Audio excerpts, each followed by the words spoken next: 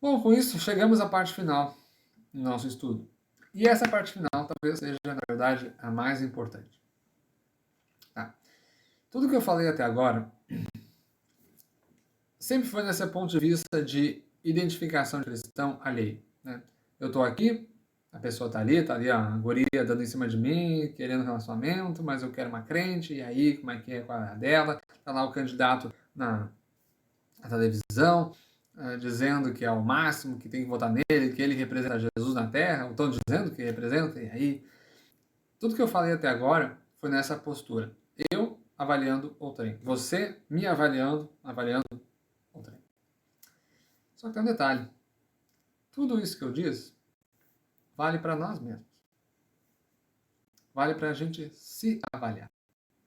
E é isso que eu convido você que está me assistindo a fazer nesse momento. Como é que nós estamos nessa situação? Como é que você está nessa situação? Quando você pega esse conteúdo, tudo que a gente viu, os tipos de cristãos, a análise, média, desvio da média, conteúdo, né? Manifestações positivas, negativas, enfim. Quando a gente pega tudo isso que a gente falou agora, que eu falei agora, e a gente aplica a nós mesmos. Que tipo de cristão nós somos? Que tipo de cristão você que está me assistindo é? Pense um pouquinho nisso e vamos considerar o seguinte. Suponhamos que você que está me assistindo é um falso cristão. E, portanto, você não acredita no Evangelho. Bom, o que eu te sugiro é você realmente reconsiderar.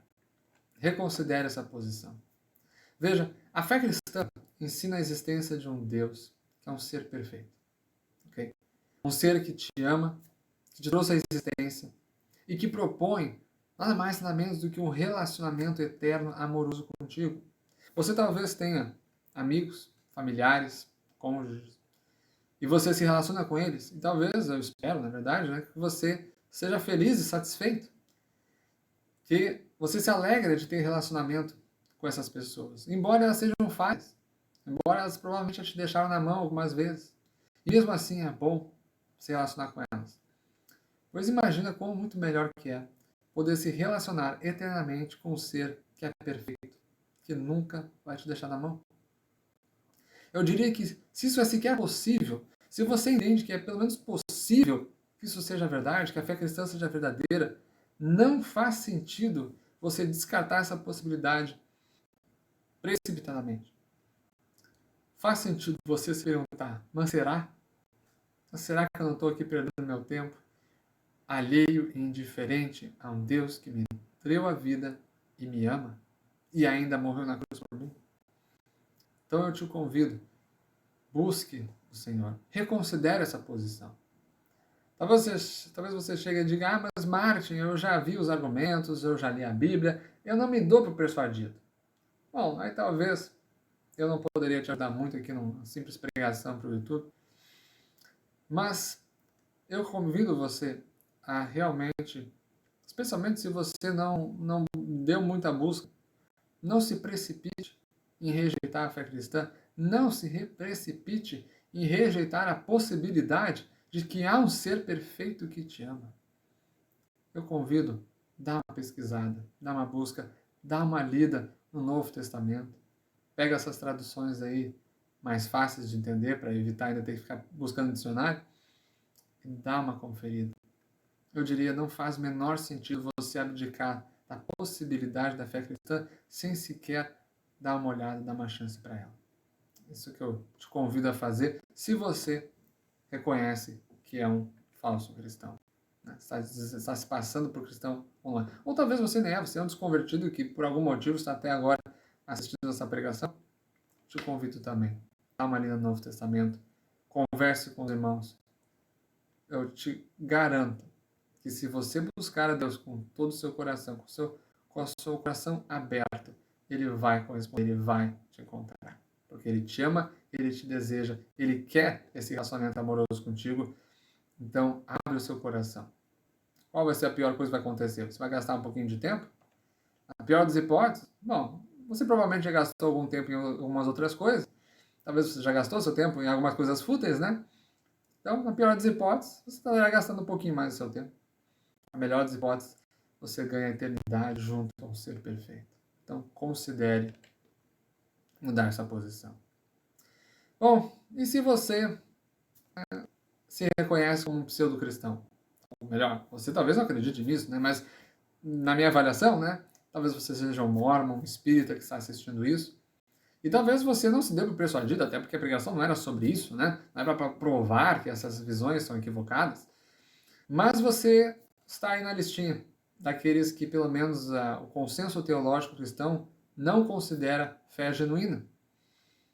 Bom, o que você pode fazer é dar uma pensada. Pergunte-se: poxa, a maior parte da cristandade não concorda com essa sua visão, seja lá qual for, mormon, testemunho de Jeová, kardecista, enfim, não é cristã. Será que é de graça?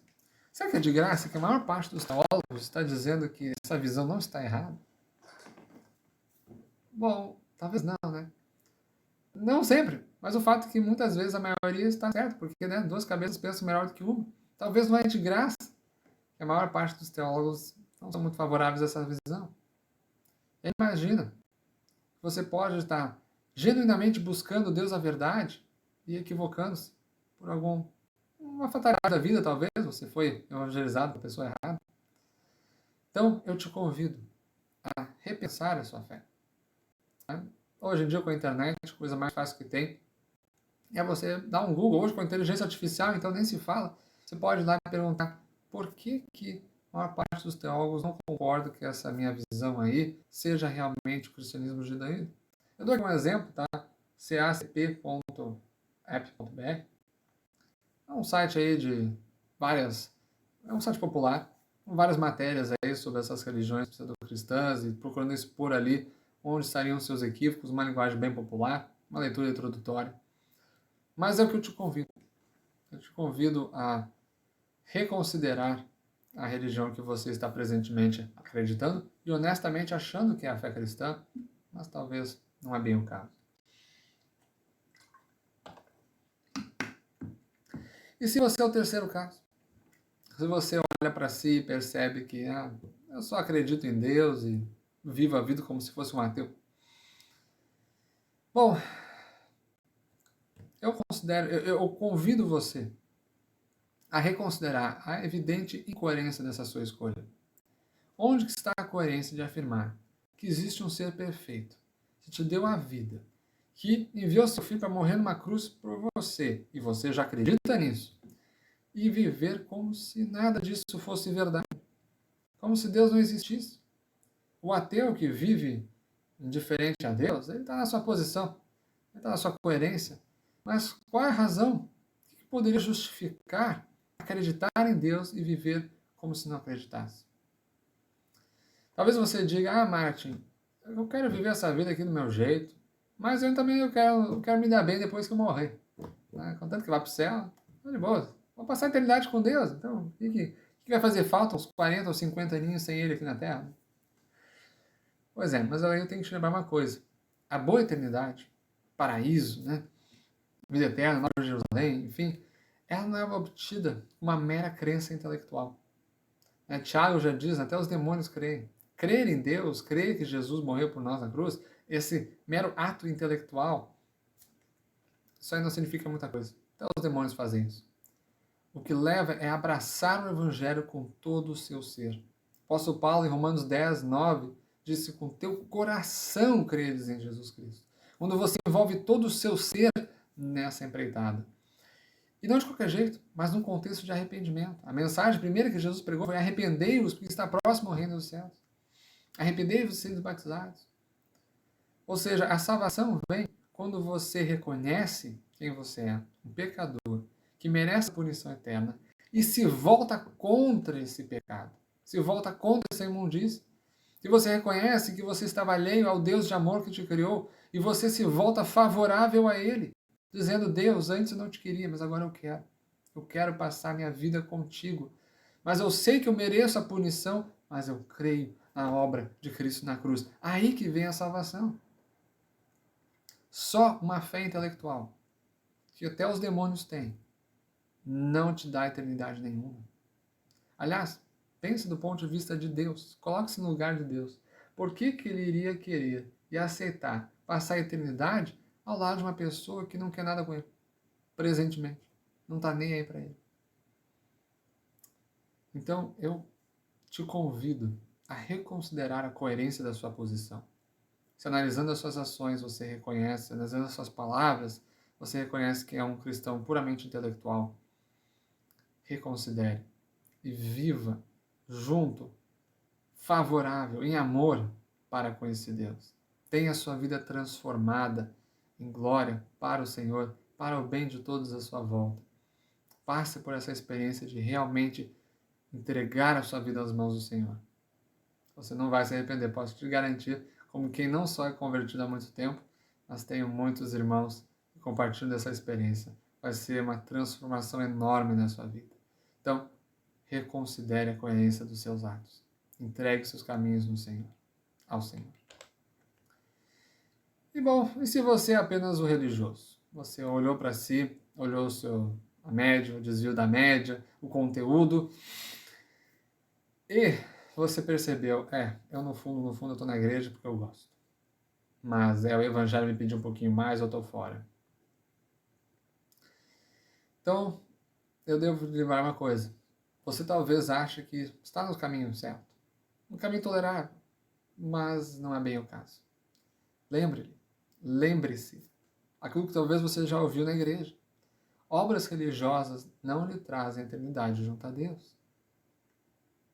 Quem acredita e vive na religiosidade pura e simplesmente não se arrependeu. De novo, o arrependimento é o contexto da salvação. Você rejeita os pecados, você rejeita a imundícia e você se volta para Deus, exercendo essa fé salvífica de Cristo na cruz. Mas se você está vivendo uma vida de apenas religiosidade, você não realmente arrependeu daquilo que você fazia. Tanto é que você provavelmente, presentemente, ainda faz. Você só cumpre o evangelho quando te agrada, no resto manda longe, faz um pecado, faz imundícia. Isso é arrepender-se dos seus pecados? Não. Isso é apenas tirar fora o secularismo da sua vida. Ou seja, se você é um cristão apenas religioso e nada mais, as condições para a salvação, para ter a eternidade junto a Deus, não foram realmente preenchidas. E o caminho para a perdição ainda está diante de você. Motivo porque você que já tem consciência do Evangelho, talvez já ouviu muitas pregações, eu lhe convido a reconsiderar essa sua decisão. De não ser um cristão que apenas esquenta banco de igreja. Que está há 30 anos na igreja e o pastor não pode nem pedir uma ajudinha para você, porque ele sabe que ele não pode contar com você, porque você está ali só esquentando o banco. Mas na verdade não tem compromisso com o reino de Deus. Reconsidere os seus caminhos, entregue a sua vida genuinamente a Cristo. Cristo que você já conhece, amor de Deus pelo qual você já deve ter experimentado na sua vida, mas para o qual você ainda não se entregou plenamente. Vale a pena ter esse relacionamento completo com Deus, não só as partezinhas que convém. Então reconsidere especialmente a luz da eternidade da sua alma. E bom, e se você é um cristão parcial? E se você, na sua honestidade, diz, não, eu amo ao Senhor, eu tenho buscado a sua presença, eu tenho buscado fazer até aquilo que não me agrada no Evangelho, eu tenho dado o meu suor pelo corpo de Cristo, mas tem aquela área, realmente eu não estou um pouco me lixando para aquele pecado, eu estou fazendo mesmo, estou nem aí. Bom, você talvez esteja dizendo, grandes coisas, só um pecadinho ali. Nem é um pecado para a morte, como diz o 1 João, capítulo 5. Nem é um pecado para a morte, é um pecadinho. Deus é misericordioso. Deus tolera. Deus não vai me mandar para o inferno só por causa que eu tenho uma área da minha vida que eu não larguei de mão. Deus é muito bom. Então a minha salvação está tranquila. Aliás, todo mundo olha para mim e vai dizer que a minha salvação é óbvia, porque eu sou tão dedicado a Deus. Será? Eu te convido a reconsiderar. Contemple uma passagem bíblica que eu acho que é uma das mais pesadas, tá? E que às vezes passa batido. Jesus falando em Mateus 7, 21 a 23. Nem todo o que me diz, Senhor, Senhor, entrará no reino dos céus. Note que isso também vale para o puramente religioso. mas aquele que faz a vontade de meu Pai que está nos céus. Eu volto para o cristão puramente religioso. Ele está realmente fazendo a vontade do Pai? Ou só algumas vezes, só de vez em quando? Muitos me dirão naquele dia: Senhor, Senhor, não profetizamos nós em teu nome? E em teu nome não expulsamos demônios? Em teu nome não fizemos muitas maravilhas? Pense aqui comigo, de quem Jesus está falando? Do satanista, do ateu, do budista, do hindu? Claro que não. Tais não expulsam demônios em nome de Jesus? Tais não fazem maravilhas no nome de Jesus? Acaso Jesus está falando do crente recém-convertido? O crente do fundão da igreja lá, só esquentando o banco também? Claro que não. Crente recém-convertido, fundo de igreja, não está expulsando demônio. Os discípulos, em determinado momento, tiveram dificuldade para expulsar um. Jesus disse, essa caça só sai com oração e jejum. Ou seja, o cara que está lá expulsando demônio, ele não é o, por assim dizer, simbolicamente, né, o crente fundo da igreja. Ele é uma pessoa que já chegou a um nível de proximidade de Deus muito elevado. Jesus não está falando aqui do ateu, do descrente, do falso convertido, nem do cristão puramente religioso. Ele está falando de pessoas que tiveram uma proximidade enorme com Deus. Estavam presentes no núcleo do reino. E ele complementa: então lhes direi abertamente, nunca vos conheci. Estou nem aí para vocês. Mas como? Como é que Jesus poderia dizer isso para alguém que está tão próximo dele ao ponto de ser usado para fazer sinais e maravilhas? Ele responde: apartai-vos de mim, vós que praticais a iniquidade. O que é a iniquidade? Iniquidade é uma categoria mais profunda de pecado. Todo pecado, toda iniquidade é um pecado, nem todo pecado é uma iniquidade. Enquanto o pecado é a transgressão da lei, 1 João capítulo 3, então, toda vez que você descumpre o mandamento de Deus, que expressa ali sua vontade, você está pecando, a iniquidade, ela é mais profunda, ela mostra uma relação com a normalidade. É o mal, é o pecado que você planeja, que você concebe, que você executa. Uma coisa é eu estar lá num momento, de repente, por pressão, eu solto uma mentira. Peguei. Outra coisa é eu vou lá, eu vou mentir, eu vou sacanear aquele cara. Isso é iniquidade. Uma coisa é eu estar lá, de repente, me passei. Comi demais. Outra coisa é eu vou lá, eu vou me entupir de comida porque é isso que eu gosto. A iniquidade é o pecado concebido, planejado, deliberado. Diferente do pecado superior.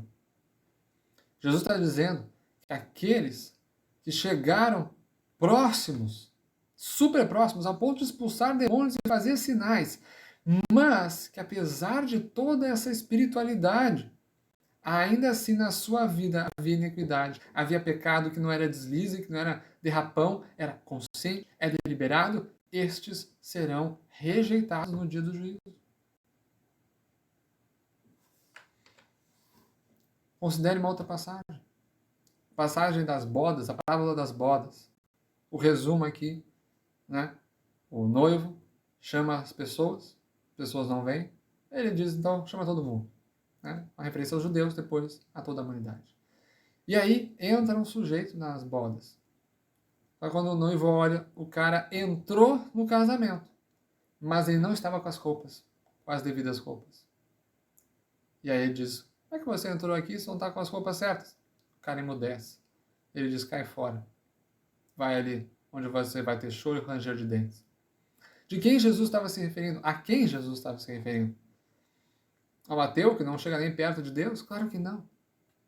De novo, Jesus está falando de pessoas que houve o chamado e elas atenderam ao chamado, elas foram parar dentro do casamento, mas não estavam plenamente alinhadas àquele casamento. Não estavam plenamente envolvidas. Não tinham se entregado em plenitude. E acabam sendo expulsas.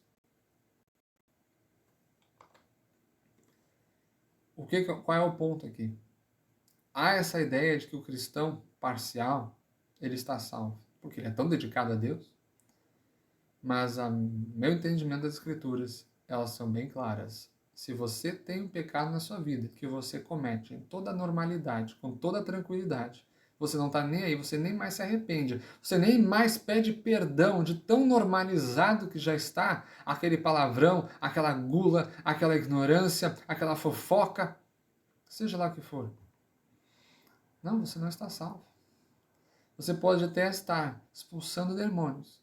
Você pode estar fazendo sinais e prodígios na presença de Deus. Mas se você estiver ainda com iniquidade na sua vida, você tem grandes chances de que não irá para a glória com o Senhor. E não é à toa. Se uma pessoa ainda tem pecados que o faz com toda a tranquilidade, ela se arrependeu dos seus pecados? Não.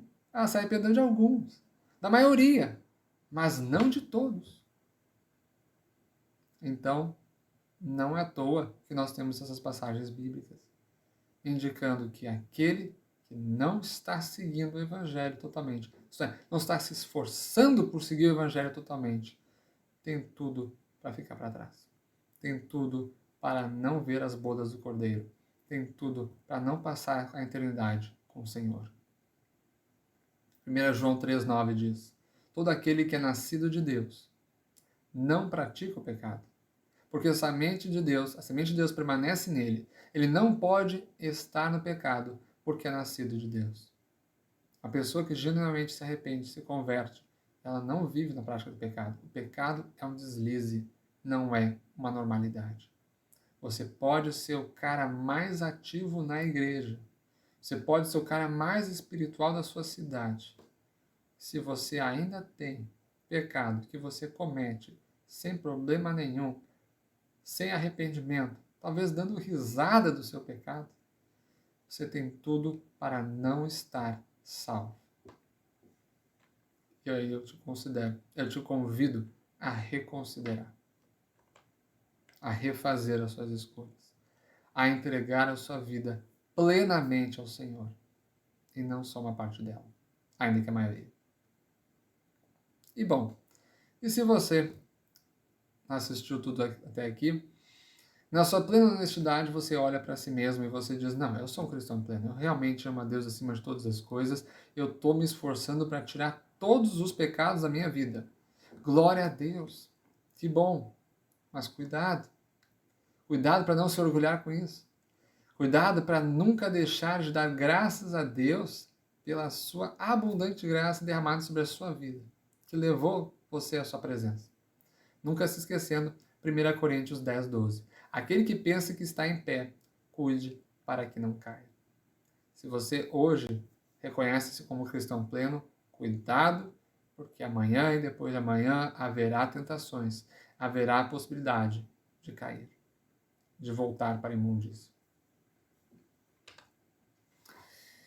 Pois bem, com isso eu termino essa pregação, né? Concluindo, cuidemos para não acreditar em alguém a existência de maior fé do que ela realmente possui. Cuidemos para não sejamos nós mesmos os que estão a falhar em amar a Deus como Ele merece. Espero que essa pregação tenha sido bênção na vida de vocês, que ela tenha levado vocês a refletir, que tenha levado vocês a crescerem na fé, a tornarem-se aptos a serem ainda maior bênção na vida das pessoas à sua volta. Obrigado pelo seu tempo, que Deus os abençoe, que a graça do nosso Senhor Jesus Cristo, o amor de Deus, a comunhão do Espírito Santo seja com todos vocês. Amém.